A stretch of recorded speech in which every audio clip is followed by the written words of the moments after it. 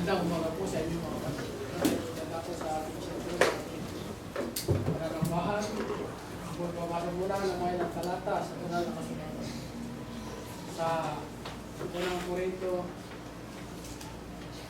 talatang 11, 23 hanggang 29. Sapagkat tinanggap ko sa Panginoon at pinigay kong mansin ng Panginoong Isus ng gabing siya pagkanulo ay dumampot ng tinapay. At nang siya salamat ay kanyang pinagputol-putol at sinabi, gawin niyo ito dahil sa inyo, gawin niyo ito kapag-aalala sa akin. At gayon din naman, hinawakan ng sarong makatapos ito hapon na sinasabi, ang sarong ito ay isang bagong tipan ng aking dugo. Gawin niyo ito sa tuwing kayo'y magsisilip sa pag-aalala sa akin.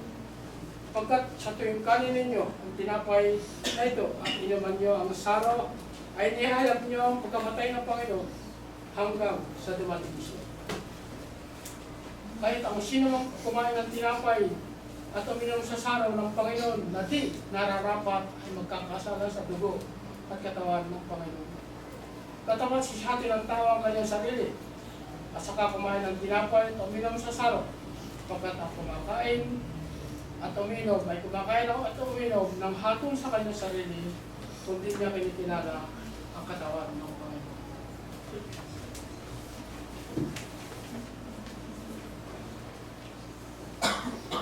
Tayo po ito ngayon.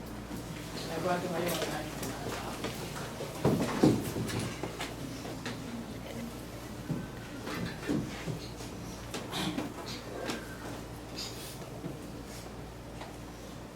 dakilang Diyos na mga pangyarihan sa lahat. Pinupuri ka namin sa ganitong pagkakataon. Namin sasalamatan ng iyong pagpapala. Ay po'y nandirito upang kami pasmasan mo at patawarin sa mga pagkakasalang nagawa ng mga Diyos sa amin. At ito po ang tinapay na walang lebadura na sumasabisag sa katawan ng aming pagligtas na si Kristo. Kaya amin po kakanin. At yun din po ang tas ng ubas ay aming inumin upang mahibisan at mawala ang pagkakasala ng bawat isa sa amin. Salamat po sa iyong anak ng makahirap doon sa bundok ng Kalbaryo upang kami matubos upang pagkakasala ng bawat isa sa amin. Salamat po ng marami. Ito po yung aming dinadalangin sa amin po pagligtas na si Jesus na pagkalang natin. Amen. At tayo po idadapo sa ating pagkakatagan.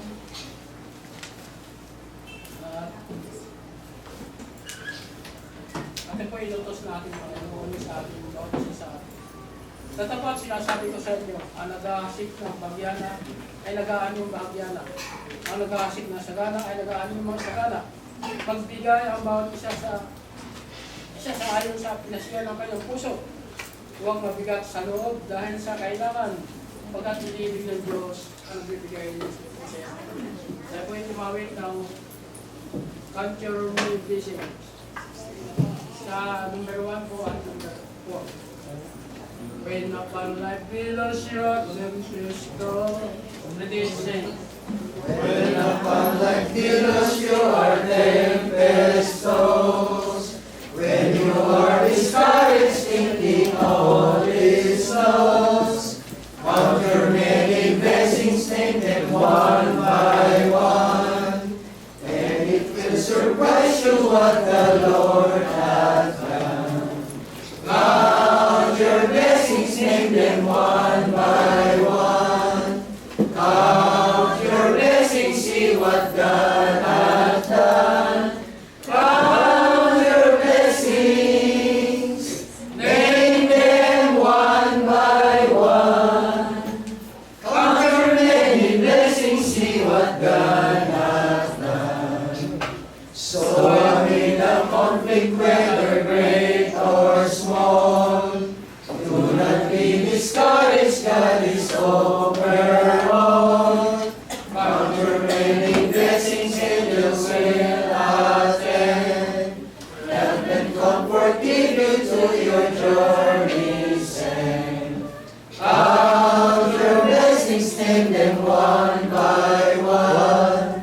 Count your blessings, see what God hath done. Count your blessings,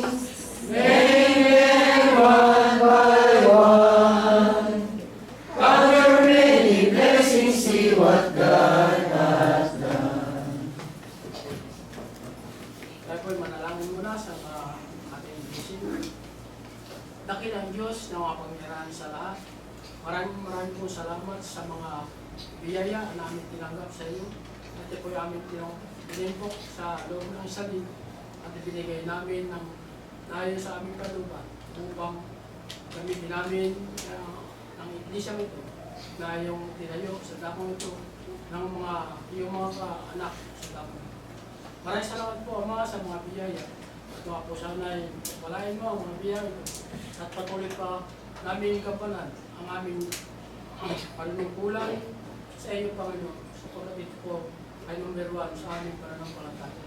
Ito po ang iyong inutos upang kami ay mabigyan ng buhay, may kalakasan. At magamit din po ng mga anak mo sa dako ito, ang mga biyang ito, upang patuloy na lumago ang iyong iglesia sa dako ito. Maraming salamat po, Panginoon, sa lahat, pagkat ang buhay at kalakasan ay galing sa iyo at lahat natin. Punong-puno ka ng pag-ibig at pagmamahal. Binibig ka din namin pinamahal sa aming sarili. Ito po ang aming buhay, ito po ang lakas ng aming buhay. Ito po yung aming dinadalangin ng maraming sa pangalan ng Ama na iyong anak na si Kristo Jesus na Pagkaman. Amen. Amen. Muli, magandang umaga po sa ating lahat.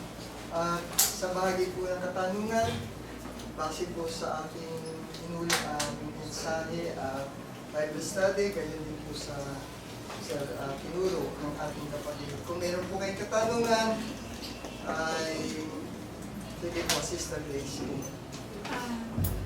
Yung tanong ko, sorry, yung last, na lang for slides na yata ni Brother. Sa yung kanyang tinuro, sige po. Ang tanong lang po kasi, yung bang pangyayari sa Bible, hindi po kasi ganun kadalas yung pagpapahalaga. Yung sa lesson, sa pagpapahalaga sa mga kababaihan. Ang tanong ko po, mula dun kay Eva,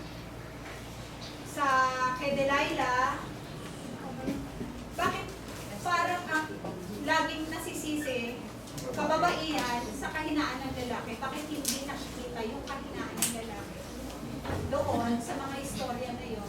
Bakit parang nabibigyan din na kung hindi sa babae, hindi sana mapapahamak ang mga lalaki? Yan po ay malalim na katanungan. Pero sa alaman natin, ganito po siguro ang sa aking pananaw, base sa ating mga nababasa sa pananaw sulatan. Okay. Ang babae ay bahagi ng sistema o ng lipunan o ng mundo na ginagalawan natin. At bawat isa sa atin ay may iba't ibang mga kontribusyon. Kahit kayo sa panahon natin ngayon. Mayroon po tayo na kung saan ay positive side at negative side. Hindi naman po lahat ng porket babae ay masasabi natin ay isang matino. Ganun din po ang sa lalaki. Kung mayroon po tayong pagkakaiba-iba ng ating mga haba ng daliri, guhit ng ating palad, pagkakaiba-iba ng ating mga ugali.